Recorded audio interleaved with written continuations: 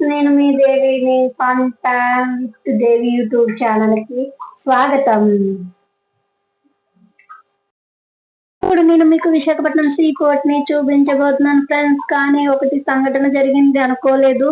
ఇక్కడ చూడండి ఫ్రెండ్స్, పెద్ద షిప్ ని ఎలా తయారు చేస్తున్నారో చూడడానికి ఎంతో ఎక్సైట్మెంటింగ్ గా ఉంది. ఇలా అవుతుందని అనుకోలేదు. కొన్ని రోజుల్లోని షిప్ తయారు చేసి సముద్రంలోకి పంపిస్తారు. సడన్ గా చాలా అన్ఎక్స్పెక్టెడ్ గా జరిగింది. నేను ఎంతో చాలా సంతోషంగా ఉన్నాను. అక్కడ క్రికెట్ అందరు బాయ్స్ అందరు ఆడుతున్నారు. చాలా బాగుంది. యూత్ చాలా బాగుంది. షిప్ కూడా బాగా తయారు.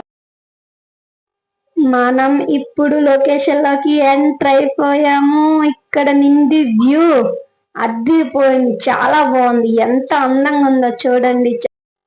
అక్కడ చూడండి, ఒక పెద్ద షిప్ ని ఒక చిన్న షిప్ లాక్కొని వెళ్తుంది. చూడండి, చూసారు కదండి.